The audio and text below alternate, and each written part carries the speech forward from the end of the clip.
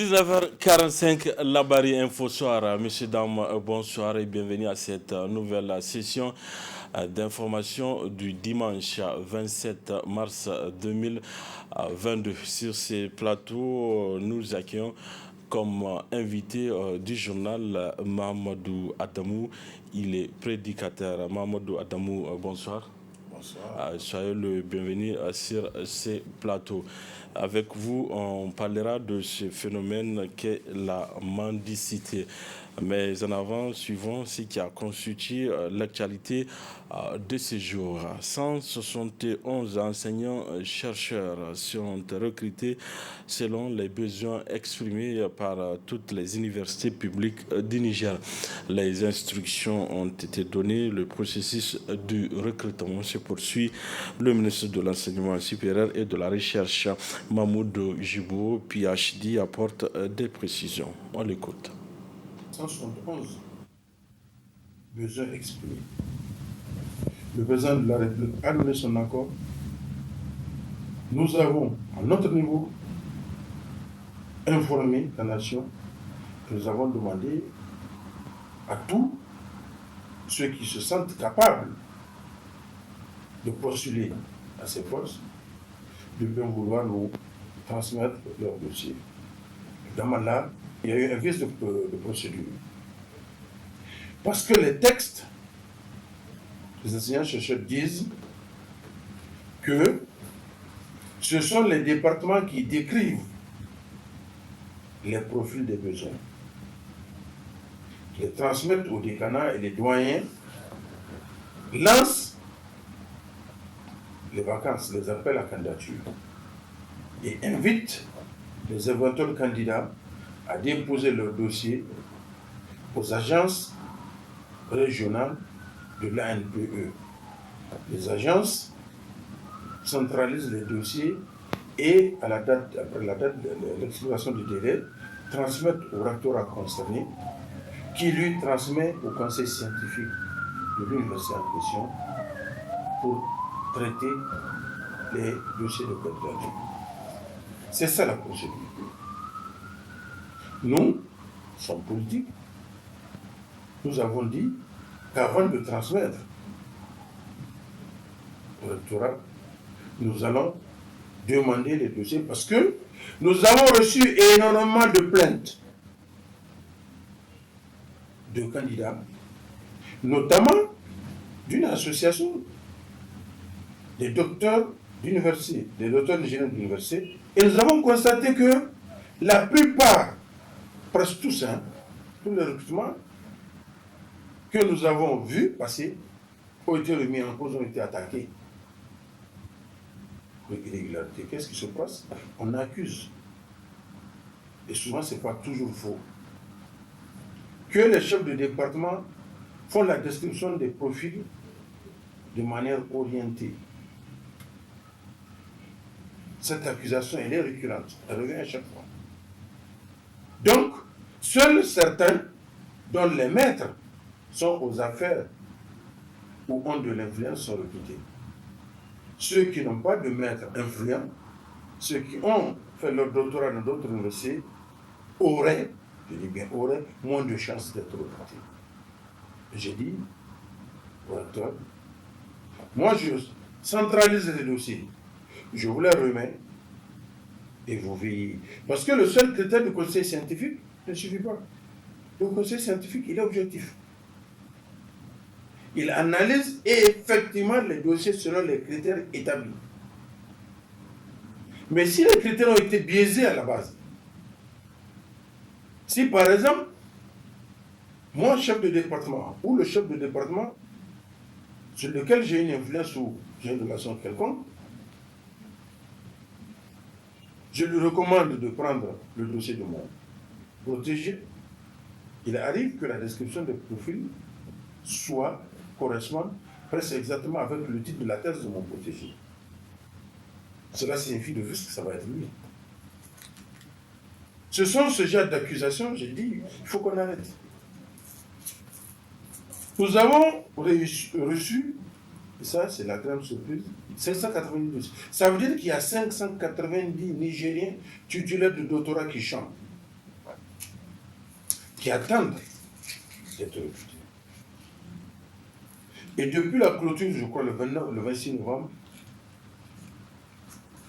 j'ai vu plus d'une trentaine de dossiers, des gens qui m'amènent leur dossier pour dire, ah, je dis non, c'est déjà clôturé, je ne peux pas. Donc là, il y a eu un problème, un malentendu avec les recteurs qui ont estimé que eux, ils vont seulement demander à respecter les textes. Il faut qu'on ramène, que chacun reprenne son dossier pour que les gens aient déposé à l'ANPE. J'ai dit non, ça c'est trop tard, on ne peut plus le faire. Prenons plutôt la situation et gérons-la. Les dossiers sont là, prenez-les, examinons-les. Et ça fait plus de 3 mois que les recteurs n'ont pas agi. Évidemment, par mauvaise foi, certaines personnes mal intentionnées me prêtent l'intention de bloquer le recrutement. Ce qui n'a aucun sens. Ça n'a aucun sens parce que c'est quand même moi qui ai demandé. Je ne peux pas demander des recrutements et les bloquer. Il y a eu vice de procédure, je l'ai reconnu, j'ai dit il faut rattraper.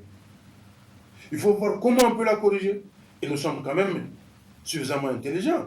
On ne peut pas dire à une constellation de professeurs d'université que nous sommes incapables de nous comprendre pour trouver quelle est la meilleure procédure pour remettre les choses à l'endroit.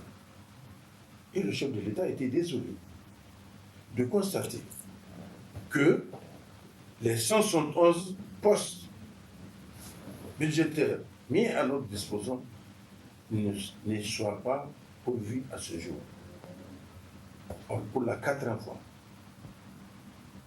le mercredi, j'ai dit au recteur, c'est votre responsabilité.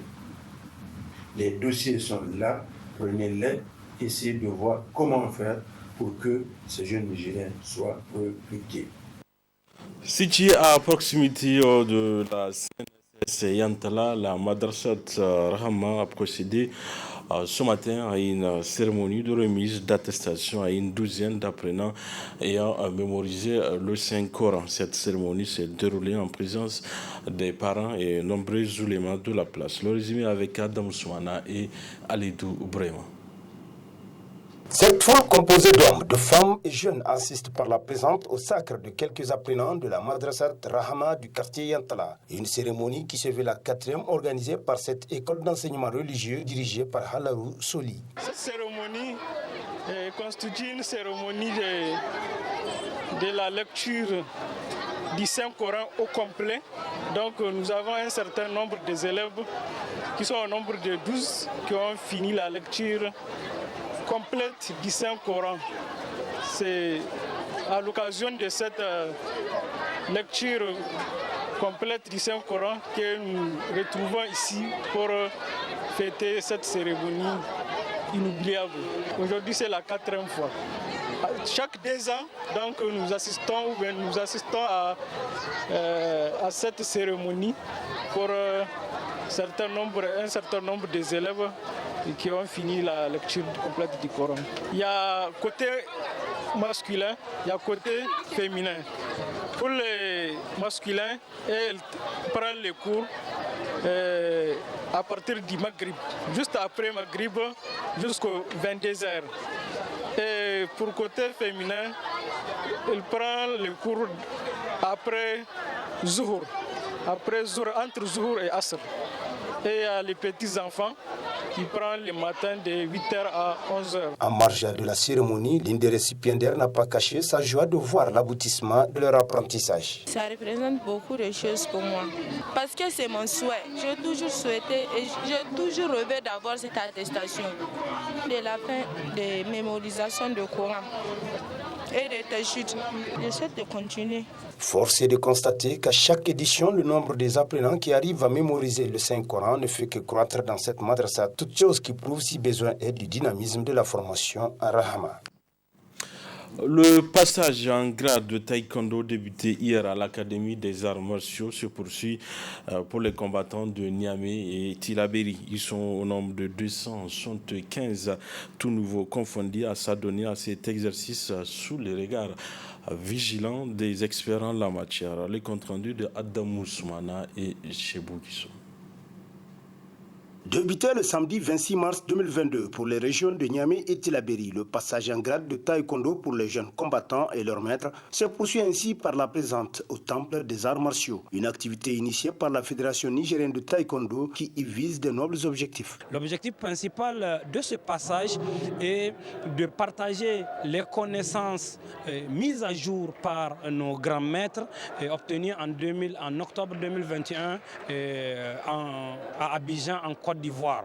Donc quand ils vont retourner dans leurs clubs respectifs, les responsables de club, les athlètes vont enseigner les dernières techniques, les derniers noms, les derniers mouvements appris au niveau du recyclage et au niveau du passage de grade. Nous osons espérer que la qualité sera enseignée dans les clubs avec l'expertise nécessaire qu'il faut, le professionnalisme qu'il faut et surtout la discipline, parce que le taekwondo est basé sur la discipline. Et vous avez vu aujourd'hui le président Soumana Sanda, le président actuel de notre fédération, connu à travers les résultats, a demandé que le taekwondo soit pratiqué à l'image de la Corée, c'est-à-dire le taekwondo traditionnel. Et dans le taekwondo traditionnel, ce sont en dehors des mouvements imaginaires que vous voyez, il y a les casse-planches, les casse-briques, les mouvements de self-défense, d'attaque-défense avec les armes, avec les bâtons, pour que le réflexe soit inculqué dans la pratique que nous faisons. Pour un bon déroulement de ce passage en grade, la fédération n'a pas lésiné sur les moyens. Nous avons invité le SAMU, le service d'aide médicale d'assistance, pour qu'il puisse, en cas de blessure, évacuer les gens, traiter les gens directement, et la sécurité pour que les gens puissent être en sécurité nécessaire. Donc c'est vraiment ça la particularité de ce passage. Le dernier passage à l'image de celui-là remonte en 2008. À noter que ces passages en grade se poursuivront à l'intérieur du pays, notamment à Dosso pour les combattants de la dite région et ceux d'Agadez et Tawa, ainsi qu'à Maradi pour les combattants de Zender, Difa et Maradi dans les prochains jours. Arrivé dans la nuit du vendredi à l'aéroport de Niamey, des ressortissants nigériens qui s'adonnent à la mendicité dans la capitale sénégalaise Dakar. Ils sont au total 580 Nigériens pour ces premiers vols. Un deuxième vol est attendu dans les prochains jours. Le reportage de Boubacar Ibrahim et Sadou Domi. Ils sont au total 580 Nigériens, composés pour la plupart des femmes et des enfants qui viennent ainsi d'être rapatriés du Dakar au Sénégal, où ils pratiquent l'activité illicite de mendicité. L'arrivée de ce tout premier vol fait suite à des décisions prises lors d'une rencontre présidée par le président de la République il y avait de cela quelques jours.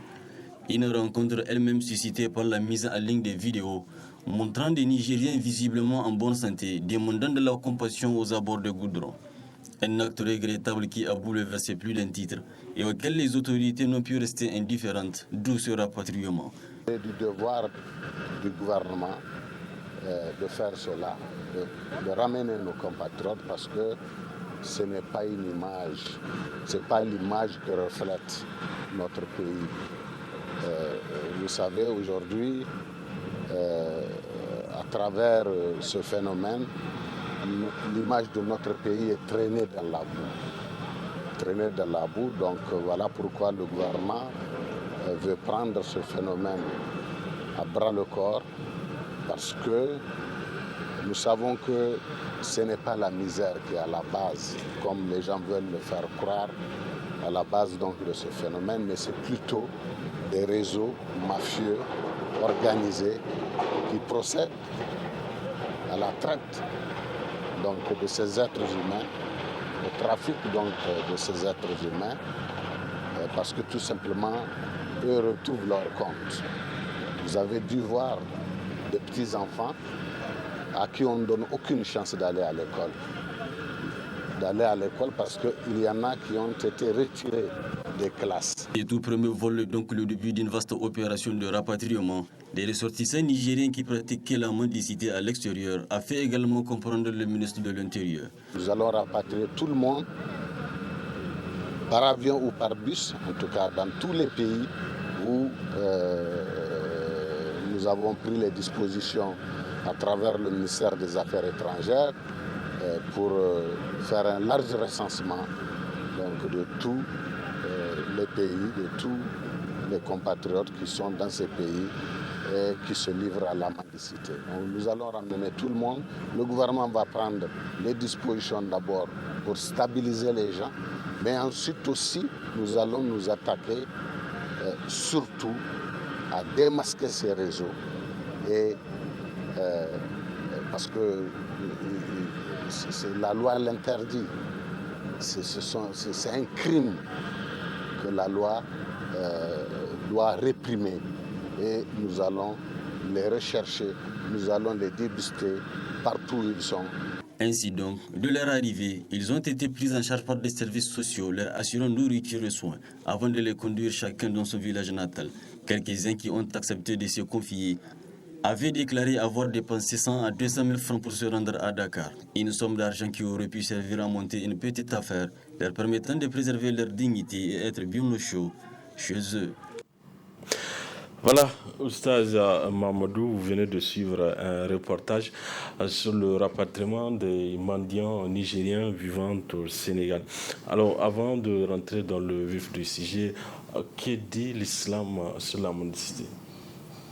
أعوذ بالله من الشيطان الرجيم بسم الله الرحمن الرحيم الحمد لله رب العالمين أصلي وأسلم صلاة وتسليما يليقان بمقام سيد الأنبياء وإمام المرسلين أشهد أن لا إله إلا الله وحده لا شريك له وأشهد أن محمدا عبده ورسوله صلى الله عليه وسلم أما بعد السلام عليكم ورحمة الله وبركاته. Alors, la mendicité, elle est interdite en islam. Le prophète Muhammad sallallahu alayhi wa sallam l'a interdite, sauf dans des conditions strictes. Notamment, le prophète sallallahu alayhi wa sallam, dans un hadith dans lequel un compagnon est venu le voir, lui a dit qu'il a pris un engagement de réconcilier deux personnes en payant une somme qui constitue un litige entre eux. Mais il n'a pas, le prophète lui a dit de s'asseoir. Quand la zakat va venir, il va lui donner de cela. Il dit là, il a le droit de demander assistance. Ou bien quelqu'un qui est invalide, qui ne peut pas travailler, il a un handicap qui l'empêche de travailler, d'exercer un métier qui puisse lui donner un revenu. Là, il a le droit de demander assistance s'il n'a pas de proches qui vont le prendre en charge. Troisième cas, c'est celui, par exemple, qui a été victime, par exemple, d'incendie ou en tout cas de destruction de tous ses biens. Là, le professeur m'a dit qu'il a le droit de demander le temps de se remettre. Hormis ces cas, le prophète sallallahu alayhi wa sallam a interdit la mendicité et surtout de prendre ou de considérer la mendicité comme une profession pour laquelle il faut même investir. Nous avons vu des gens qui ont dit qu'ils ont dépensé 100 000 à 200 000 pour investir et pouvoir retirer quelque chose. Là, c'est strictement interdit en islam. Dans un hadith, le prophète sallallahu alayhi wa sallam a dit tout celui qui demande dans le but d'accroître ses biens, qui considère donc la mendicité comme un business, donc tout ce qu'il est en train de demander d'acquérir, c'est du feu. Il a dit s'il veut, alors qu'il cherche beaucoup, s'il veut, qu'il cherche peu, en tout cas c'est du feu qu'il est en train d'acquérir. Et dans un hadith, il a dit que ces genres de gens-là, ils vont rencontrer Allah sur leur visage, donc la chair de leur visage enlevée, donc il n'y aura que le squelette. Donc ça veut dire que c'est une mauvaise image qu'ils ont auprès d'Allah. Voilà. Alors, comment vous appréciez ce phénomène ici à Niamey, la mendicité? Comment vous l'appréciez? C'est un phénomène déplorable qui peut s'expliquer surtout par l'ignorance des gens. L'ignorance, parce que celui qui mendie pense que les gens sont musulmans, donc s'ils viennent leur demander, ils doivent lui donner. Deuxièmement, aussi ceux qui donnent, parce que quelqu'un qui n'a aucun handicap, Quelqu'un qui est bien porté, il vient se présenter devant vous pour vous demander de lui donner un aumône. Non, l'islam n'a pas dit de lui donner de l'aumône. Qu'il aille se débrouiller, qu'il aille travailler pour acquérir sa richesse à la sueur de son front. C'est ce que le prophète sallallahu alayhi wa sallam a dit. Il a dit que même les prophètes et les envoyés qui ont pour mission de sensibiliser, d'éclairer les gens, Allah leur a demandé, Allah leur a prescrit de travailler pour acquérir leur richesse de leurs propres mains, d'exercer un métier pour avoir leur richesse d'eux-mêmes.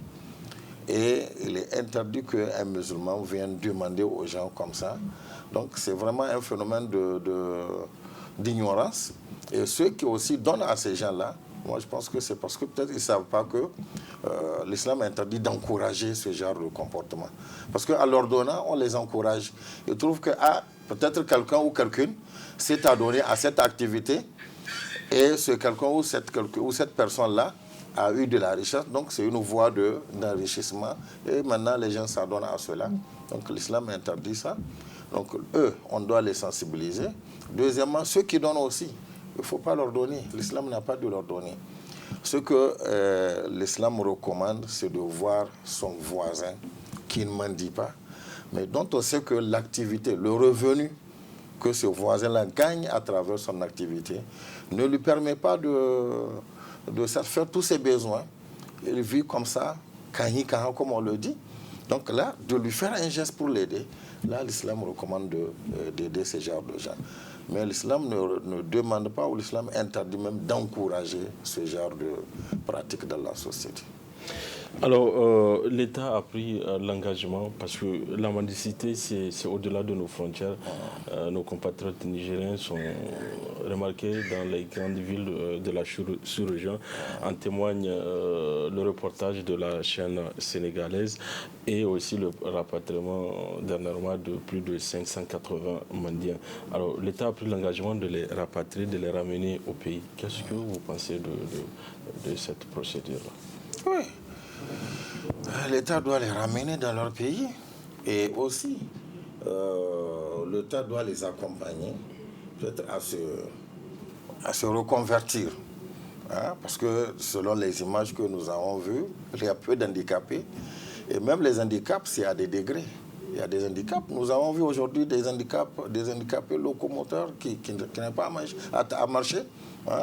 Mais qui travaillent, qui font des chaises, qui font des lits, qui font beaucoup de choses et qui gagnent leur pain, n'est-ce pas, dignement en travaillant. Donc peut-être l'État doit les accompagner aussi dans ce sens et sensibiliser et leur montrer qu'ils peuvent s'en sortir et qu'ils doivent travailler d'eux-mêmes pour leur propre dignité et pour gagner leur pain. Donc je pense que c'est une bonne chose parce que ces gens-là, ils sont en train de ternir l'image de notre pays aussi. Ils sont en train de ternir l'image de notre pays, ils sont en train de ternir l'image de l'islam.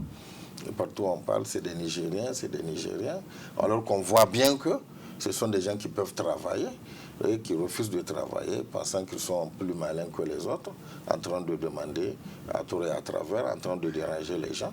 Donc je pense que l'État doit prendre ses responsabilités.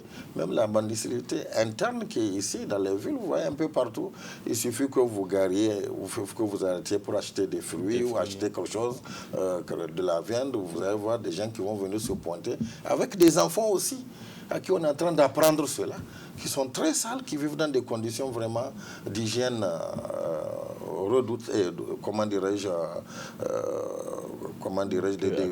plus acceptable. Et on les laisse, on les regarde, on les voit, on les laisse. L'État doit prendre des mesures, l'État doit prendre ses responsabilités pour rapatrier ces gens-là et aussi, surtout aussi, les accompagner, les sensibiliser et créer peut-être des petits projets pour que ces gens-là se reconvertissent et que ces gens-là retrouvent vraiment le vrai chemin de la vie et de l'islam. Alors, Oustaz, pour finir avec vous, en résumé, ce qu'il faut retenir, c'est que l'islam a interdit, l'islam n'encourage pas la mendicité. L'islam n'encourage pas la mendicité. Il y a un hadith dans lequel le prophète sallallahu alayhi wa sallam, lorsque des musulmans donc convertis sont venus lui prêter serment d'allégeance pour montrer qu'ils vont accepter l'islam, ils ont dit qu'ils acceptent, mais ils vont prêter serment sur quoi? Le prophète sallallahu alayhi wa sallam leur a dit qu'ils vont prêter serment sur le fait d'adorer Allah lui seul et de ne rien lui associer, d'établir les 5 prières, de donner la zakat. Et parmi les choses que le prophète sallallahu alayhi wa sallam a citées, il a dit de ne demander rien à quelqu'un, de ne pas demander quelque chose à quelqu'un. Et il y a un hadith dans le Coran qui dit فَإِذَا سَأَلْتَ فَاسْأَلِ اللَّهَ وَإِذَا اسْتَعَنْتَ فَاسْتَعِنْ بِاللَّهِ. Lorsque tu demandes, demande à Allah. Lorsque tu cherches secours, cherche secours à Allah. C'est ça la voie de la foi. Le croyant est celui-là qui place sa confiance en Allah lui-même. Ses compagnons-là, il a été rapporté que pas demander quelque chose à quelqu'un, même, par exemple, votre bic tombe, donc pour eux, le fait de demander à quelqu'un qui est à côté, passe-moi le bic, ils ont demandé quelque chose à quelqu'un, ils ne demandent pas. Même pas un service à quelqu'un, en plus forte raison, tendre la main pour demander à quelque chose à quelqu'un. Et le prophète sallallahu alayhi wa sallam a dit dans un hadith que celui qui prend l'engagement qu'il ne demandera rien aux gens, qui est un croyant, lui aussi lui prend l'engagement qu'il ira au paradis. Donc l'islam interdit la mendicité de façon claire, sauf dans les cas extrêmes dont nous avons parlé. Et même dans ces cas, ça dépend de la foi de la personne. La foi de la personne, normalement, doit amener la personne à compter sur Allah, à chercher l'aide et le secours d'Allah. Et dans un hadith, le prophète a dit Man ta'affa, affahullah. Tout celui qui essaie de se retenir, Allah fera en sorte qu'il se retienne. Et celui aussi qui se montre suffisant, Allah lui donnera la suffisance aussi. Donc l'islam interdit vraiment cette mendicité, sauf dans les cas les cas extrêmes là que nous avons cités. Merci Oustaz Mohamed Adamou, merci d'avoir répondu à notre invitation. Merci à vous, c'est un honneur. Voilà, messieurs, dames, c'est également un tout pour ces 19h45 de la télévision Labari. Merci à vous de l'avoir suivi. Au revoir.